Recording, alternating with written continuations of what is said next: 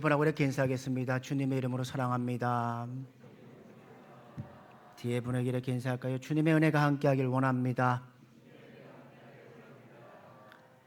우리가 세상을 살아가다 보면요, 감당하기 힘든 인생의 풍랑을 만날 때가 있습니다.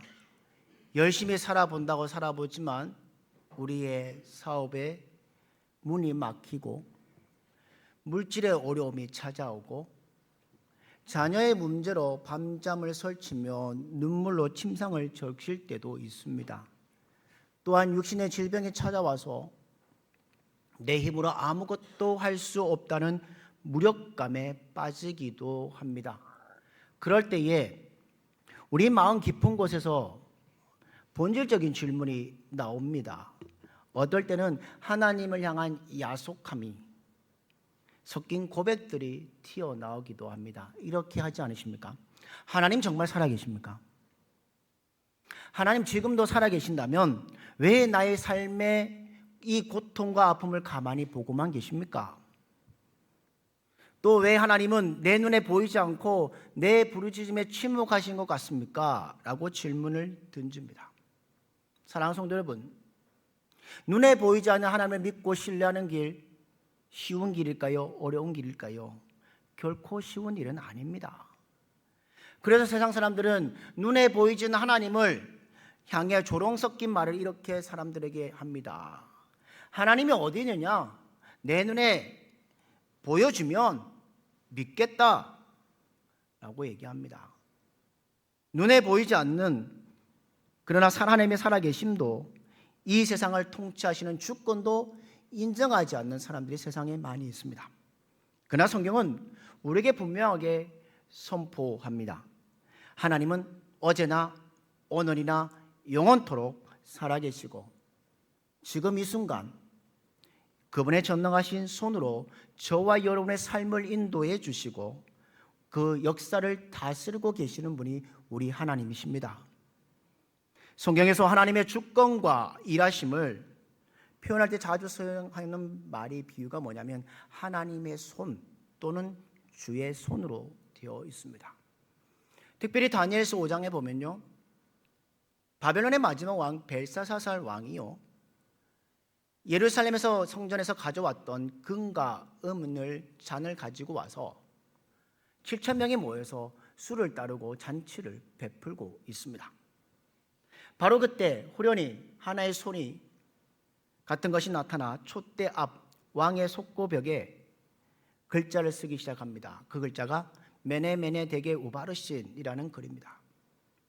그 자리에 있던 모든 사람들이 호공에 나타난 손가락을 보았습니다. 거기에 보면 왕은 넓적마디가 녹는 것처럼 무릎이 서로 붙들칠 정도로 극심한 공포에 질렸다고 기록되어 있습니다. 사람 앞에 나타난 손을 보았지만 그것을 의미하는 하나님의 심판과 엄중한 뜻을 알지 못했다는 겁니다. 사랑하는 믿음의 성도 여러분, 여러분 가운데 실제로 눈에 보이는 하나님의 거대한 손을 보신 분 계십니까? 왜 대답을 못하실까요? 아무도 못 봤기 때문입니다. 하나님은 영이시기 때문에 우리의 육신의 눈으로는 볼 수 없는 손을 가지고 계시기 때문입니다. 그렇다면 오늘 본문 21절에 보면요, 주의 손이 그들과 함께 하심에 라는 단어를 잘 보십시오. 이 말씀의 뜻은 무엇일까요?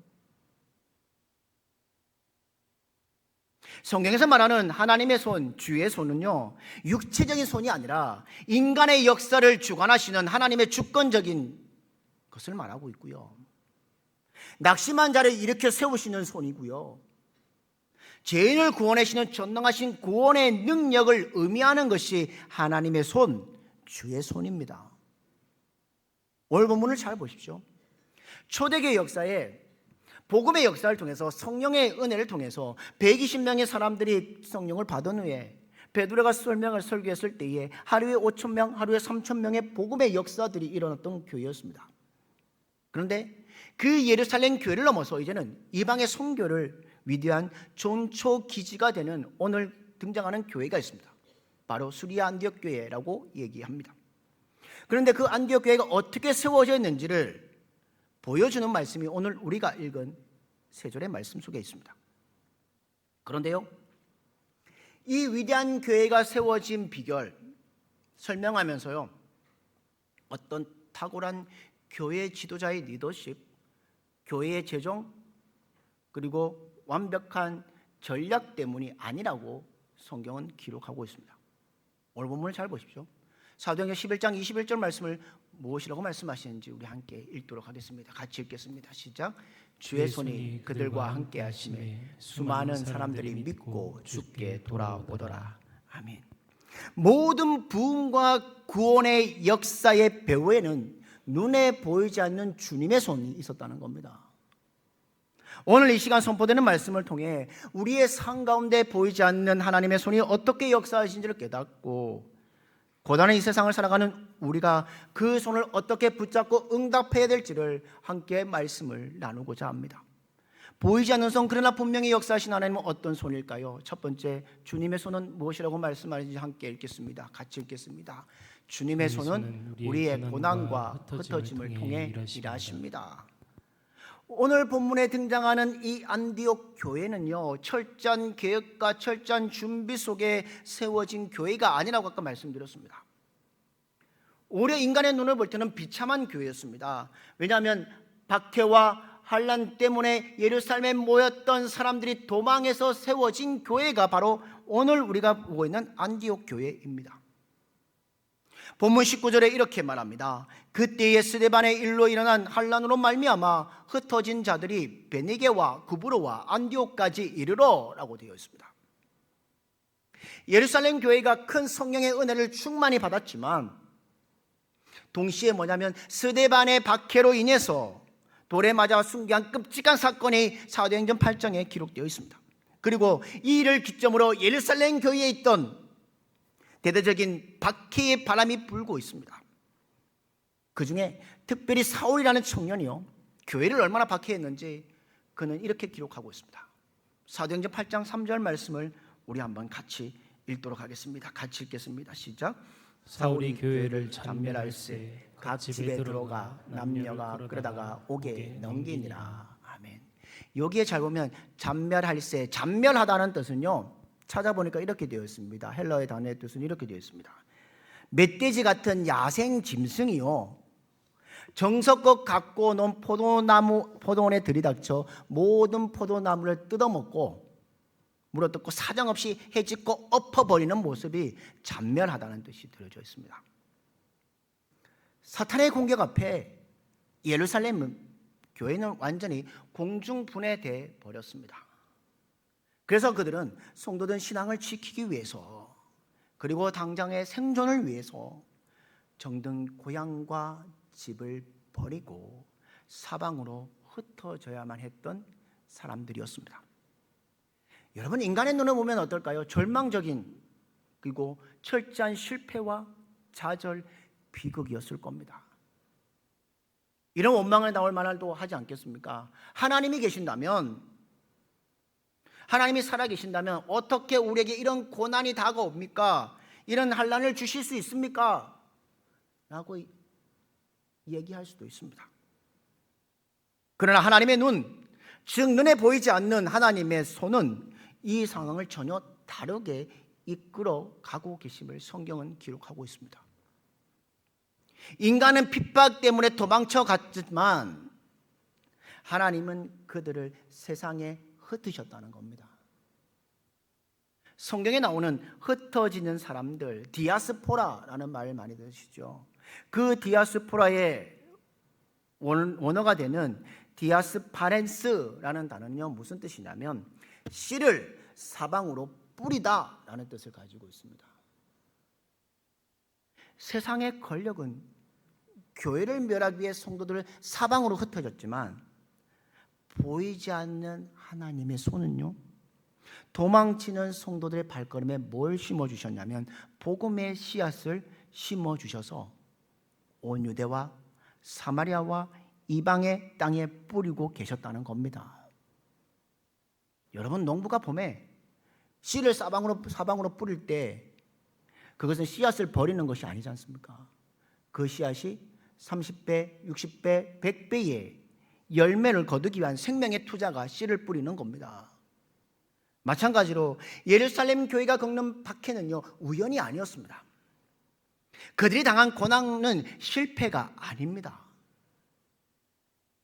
예루살렘이라는 좁은 울타리를 뛰어넘어서 갇혀있던 복음을 온 세상에 확장되기 위한 하나님의 주권적인 손길이 거기에 있음을 우리는 기억해야 합니다.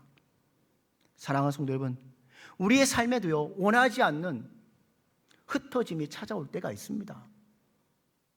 갑작스러운 직장의 이동이나 사업장의 변화가 있습니다. 생각지 못하는 환경의 변화로 낯선 곳에 던져지기도 합니다. 질병 때문에 우리의 인생의 계획이 멈춰서기도 하고, 감당하기 어려운 경제적 시련 때문에 삶의 터전도 흔들리기도 합니다. 그때 세상 사람들은 뭐라고 말하냐면, 내 인생은 끝났다, 절망하고 낙심합니다. 그러나 살아계신 하나님을 믿는 영적인 눈을 가진 성도들은 그 자리에서 무릎 꿇고 이렇게 질문해야 합니다. 하나님, 왜 나를 이곳에 흩으셨습니까? 보이지 않는 주님의 손이 왜 나를 이 고난의 자리, 환난의 자리, 낯선 자리로 인도하셨습니까? 성도 여러분, 기억하십시오. 어쩌면 지금 여러분이 처하는 고난의 자리, 슬픔의 자리, 눈물 흘리며 버티고 있는 그 직장과 가정이 바로 하나님께서 복음의 열매를 맺기 위해 여러분의 눈물로 심으신 선교지일 수 있습니다. 주님의 손은요, 지금도 우리의 고난과 흩어짐을 통해 선을 이루며 묵묵히 일하고 계시는 분이 우리 하나님이십니다. 사랑하는 믿음의 성도 여러분, 오늘도 우리의 손을 붙잡고 계시는 주님의 손 가운데 주님의 고난과 흩어짐을 통해 주시는 하나님의 역사들을, 일하심을 보면 성도들이 되시기를 주님의 이름으로 축복합니다. 두 번째는 주님의 손은 어떤 손이냐? 함께 읽겠습니다. 같이 읽겠습니다. 시작. 주님의 손은 편견을 뛰어넘는 열린 마음을 통해 역사하십니다. 아멘. 오늘 보면 19절을 다시 보면요, 흩어진 성도들이요, 19절 맨 마지막에 보면 누구에게 복음을 전하면 오직 유대인에게만 말씀을 전했다고 되어 있습니다. 왜 그들이 유대인들에게만 복음을 전했을까요? 당시 유대인 성도들의 마음 속에는요, 뭐가 있었냐면 오랜 전통과 편견이 자리 잡고 있었습니다. 구원은 오직 우리 유대인에게만 있고 이방인에는 구원이 없다, 그런 강한 선민 의식과 영적 교만이 있었습니다. 그런데 20절에 보면요, 역사의 대전환이 일어나고 있습니다. 놀라운 장면이 기록되어 있습니다. 20절 말씀을 보십시오. 20절 말씀을 우리 한번 같이 읽겠습니다. 시작. 그 중에 구브로와 구레네 몇 사람이 안디옥에 이르러 헬라인에게도 말하여 주 예수를 전파하니. 아멘. 모두가 유대인에게 복음을 전할 때에 구브로와 구레네 몇 사람이 안디옥에 가서 뭐 하고 있습니까? 거대한 문화적인 종교적인 벽을 뛰어넘는 복음을 전파하고 있습니다. 이방인인 헬라인에게도 예수 그리스도의 말씀을 전파하고 있습니다. 그들의 마음속에는요, 하나님의 마음, 모든 사람이 구원을 받는다는, 진리를 아는데 이르기를 원하시는 하나님의 열린 마음을 가지고 그들은 복음을 전했다는 겁니다. 우리 예수 그리스도의 삶을 보십시오. 이 땅에 오셨어요. 그 시대에 낙인 찍힌 창리와 세리와 가부와 어린아이들, 그들에게 뭐가 되어주셨습니까? 친구가 되어주셨습니다. 그 당시에 종교 지도자들은 낙인 찍혀있는 구별되고 어두운 자들이었던 그들을, 거들떠보지 않는 그들의 친구가 되어주신 분이 누구십니까? 우리 주님이십니다. 또한 유대인들은 사마리아를 지나갈 때 삥 돌아갔음에도 불구하고 예수님은 사마리아의 성에 가서 영혼에 목마르는 그 사마리아 성의 수가 여인을, 영혼을 회복시켜 주신 분이 우리 주님이십니다. 바리새인과 서기관들은요, 그런 예수님을 대해서 이렇게 얘기합니다. 죄인들의 친구와 먹기를 탐하는 사람이라고 얘기했습니다. 그러나 예수님은 마태복음 9장 12절에 이렇게 말씀합니다. 건강한 자에게는 의사가 쓸데없고 병든 자에게야 쓸데있느니라 라고 말씀하셨습니다. 사랑하는 성도 여러분, 오늘 우리가 살아가는 이 세상을 잘 보십시오. 오늘 우리가 복음을 전하고 이웃을 사랑하는데 가장 큰 장애물이 무엇인지 아십니까? 물질이에요? 물질의 부족이 아닙니다. 시간이 없는 것 아닙니다. 바로 우리 마음속에 견고하게 삽혀있는 편견이라는 겁니다. 이런 말을 하시는 분들 계시죠.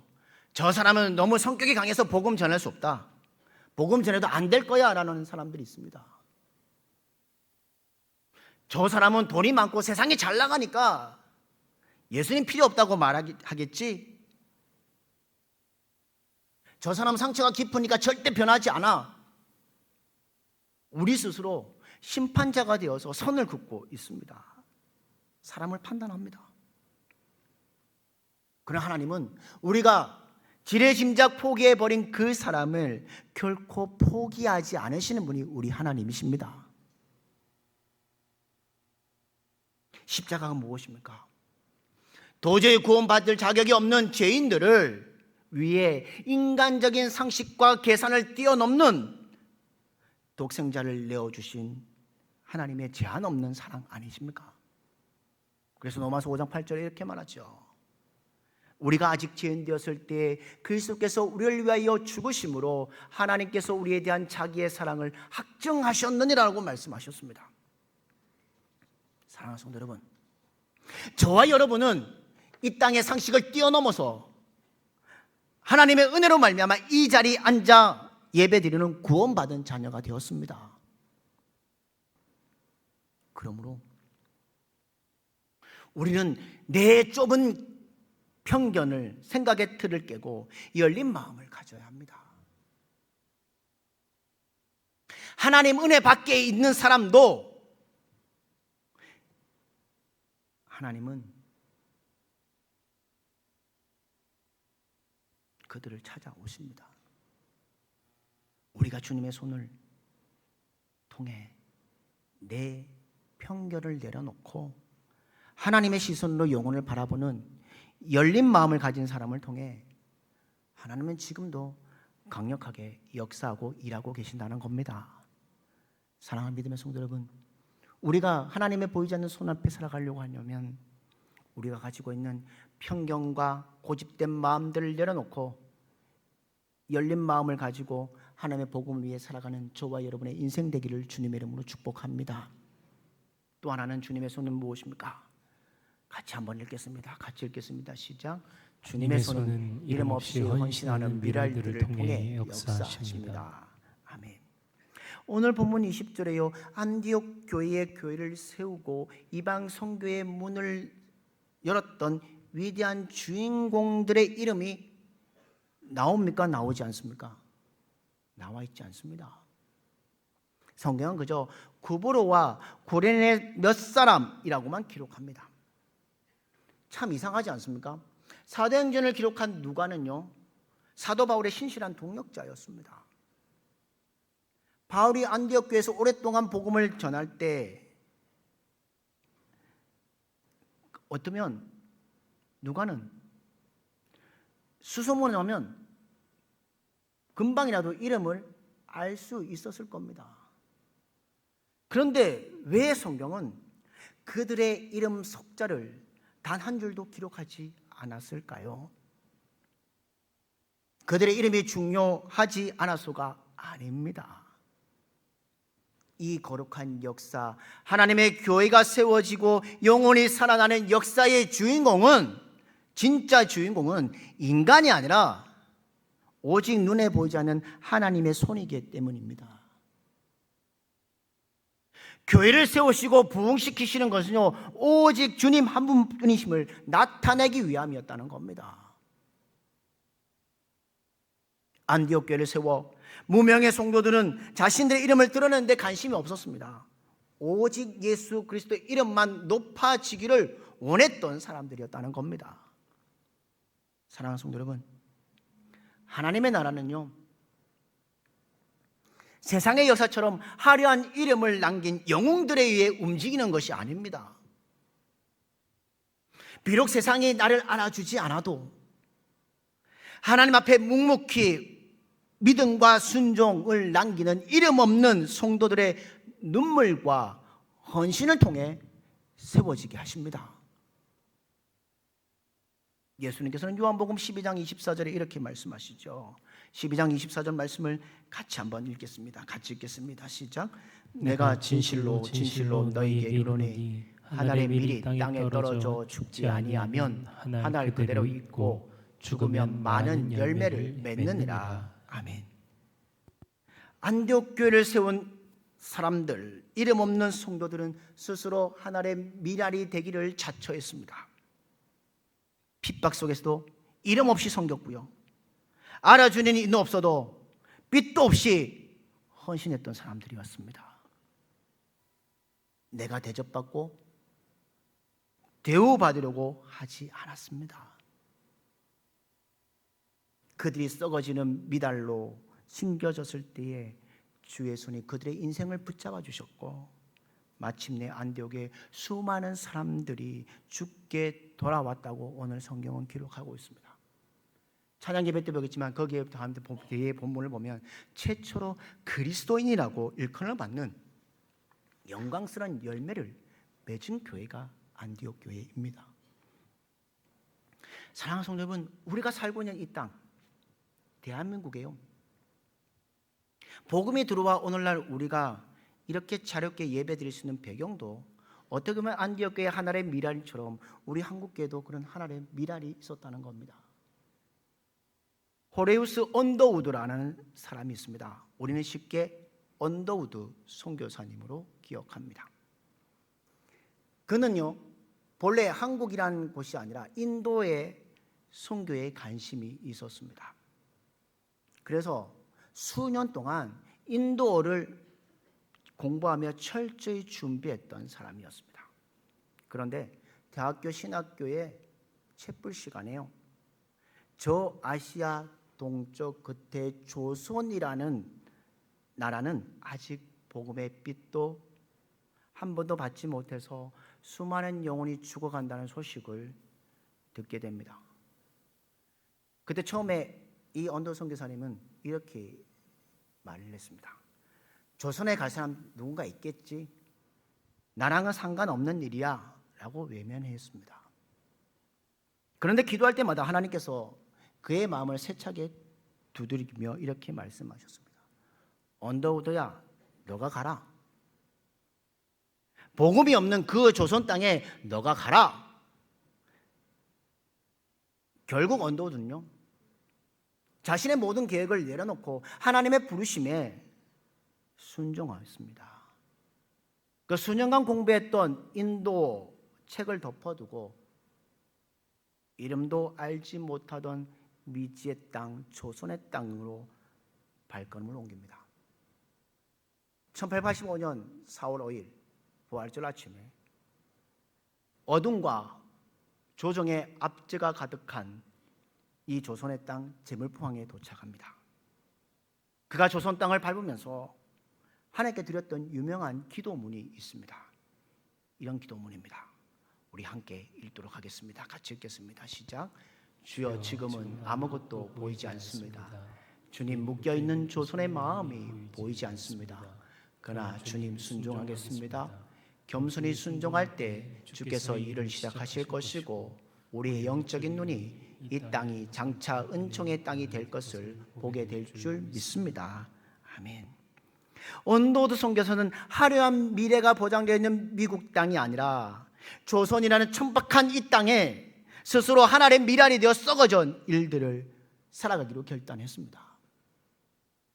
그는 세문안교를 세우고 연희전문학교, 지금의 연세대학교를 세워 교육, 선교를 했으며 고아들을 돌보고 성경을 번역하는데 청춘과 목숨을 다 바쳤습니다. 그가 처음 뿌린 이 씨앗이요, 어떻게 자라는가, 어떠한 거대한 숲을 이루는지 그는 미래를 다 알지 못했습니다. 그러나 보이지 않는 하나님의 손을 신뢰했던, 그리고 나에게 맡겨진 작은 일에 목숨을 걸고 충성했을 때에 주님의 전능하신 손이 역사했습니다. 그 열과 140년이 지난 오늘날 전 세계가 불어하는 영적 부흥을 이룬 한국교회가 존재하게 된 것입니다. 사랑하는 성도 여러분, 우리가 내 힘으로 열매를 맺으려고 발버둥 칠 필요가 없습니다. 우리가 할 일은 오직 하나입니다. 보이지 않는 하나님의 손을 의지하며 오늘 나에게 주신 말씀에 순종하는 것입니다. 내가 하나님의 미래로 썩어질 때 열매는 하나님께서 그분의 때에 반드시 열매를 맺게 해 주실 것입니다. 사랑하는 믿음의 성도 여러분, 오늘 성경 말씀은 우리에게 큰 위로와 소망을 선포합니다. 사도행전의 안디옥 교회, 박해와 고난 속에서 이름 없는 무명의 성도들의 헌신 속에, 그리고 편견을 깨뜨린 열린 마음을 통해 주의 손이 직접 세우시고 일구어 가신 교회였습니다. 그 주님의 손은 2000년 전 안디옥 교회에서만 역사하고 멈춘 손이 아닙니다. 오늘 2026년을 살아가는 저와 여러분의 삶 가운데도 여전히 살아계셔서 쉬지 않고 일하시고 계시는 전능하신 손입니다. 다만 우리의 육신이 가려져서 내 삶의 염려와 두려움이 너무 커서 그 하나님의 손을 보지 못하고 있을 뿐입니다. 이 자리에 모이신 성도 여러분, 여러분은 어떤 목적으로 오늘을 살아가고 계십니까? 어떤 분은 당장의 생계와 먹고 마시는 문제를 해결하기 위해 이 자리에 나오셨을 것입니다. 어떤 분은 세상에서 성공하고 꿈을 이루기 위해 밤낮으로 애쓰고 계실 것입니다. 어떤 분은 자녀를 믿음으로 양육하기 위해 눈물로 기도하며 버티고 계실 겁니다. 그러나 기억하십시오. 하나님은 여러분의 그 평범하고 고단한 모든 삶의 자리를 결코 외면하지 않으시는 분이십니다. 주님의 손은 여러분의 눈물의 가정을 통해 역사하십니다. 여러분이 땀 흘려 일하는 그 직장과 일터를 통해 역사하십니다. 그리고 우리 몸된 교회를 통해 이 지역사회를 변화시키는 역사를 이루어가게 하실 것입니다. 그러므로 오늘 우리에게 가장 중요한 질문은요, 내 환경이 얼마나 좋은가, 내 문제는 언제 해결되는가, 이것이 아닙니다. 나는 지금 눈에 보이지 않는 전능하신 주님의 손을 온전히 붙들고 있는가? 그리고 주의 손에 붙들린 사람은 내 뜻대로 되지 않는 환경 속에서도 낙심하지 않고 내 인생을 하나님께 온전히 맡겨드릴 것입니다. 주님께 맡긴, 그리고 주님의 손에 붙들린 사람은 남들이 알아주지 않더라도 내가 서 있는 이 자리에서 하나님 바라보며 묵묵히 충성할 것입니다. 주님의 손에 붙들린 사람은 주님의 나라와 영광을 위해서라면 내가 하늘에 썩어질 미랄이 될 것을 결코 두려워하지 않을 것입니다. 사랑하는 성도 여러분, 우연히 이 자리에 앉아있는 것 아닙니다. 보이지 않는 하나님의 손이 여러분을 사랑하셔서 여러분을 통해 하나님의 놀라운 계획을 이루시려고 바로 이 자리에, 여러분의 가정에, 여러분의 일터에 심으셨음을 기억하기를 바랍니다. 그 손이 지금도 여러분의 연약한 손을 붙들고 있음을 믿고 승리하는 여러분들 되기를 주님의 이름으로 축복합니다. 오늘 이 시간 세상의 염려와 두려움을 다 내놓고 마음을 다해 하나님 앞에 이렇게 결단하기를 원합니다. 주님, 내 삶에 보이지 않는 삶이지만 살아계신 주님의 손을 온전히 앞에 맡겨드립니다. 주님, 내가 처한 자리가 흩어지는 자리, 삶의 자리일지라도 내 편견을 버리고 열린 마음으로 영혼을 사랑하게 해달라고 기도하는 결단의 시간이 되기 원합니다. 주님, 알아주는 사람이 없어도 빛도 없이 하나님 미랄이 되어 충성하는 사람이 되겠습니다 결단하는 믿음의 성도들이 되기를 주님의 이름으로 축복합니다. 우리가 이렇게 결단할 때에 오늘 본문 21절에 이렇게 말씀하고 있습니다. 21절 말씀을 다시 한번 읽도록 하겠습니다. 같이 읽겠습니다. 시작. 주의 손이 그들과 함께 하심에 수많은 사람들이 믿고 주께 돌아오더라. 아멘. 주의 손이 안디옥 교회 사람들을 붙잡고 있을 때에 수많은 사람들이 믿고 주님께 돌아왔다고 했던 것처럼 우리 믿음의 성도들의 삶이요, 우리 교회가 주의 손에 함께함을 통해 주님을 알지 못하는 자들이 주님을 믿고 주께 돌아오는 그 일들을 감당하는 저와 여러분의 인생 되기를 주님의 이름으로 축복합니다. 이 기적의 말씀이 바로 저와 여러분의 삶의 현장과 그리고 우리 교회 가운데 성취되기를 원합니다. 오늘도 살아 역사하시는 주님의 손을 의지하며 승리를 선포하며 당당하게 걸어가신 주의 백성들이 되시기를 주님의 이름으로 축복합니다.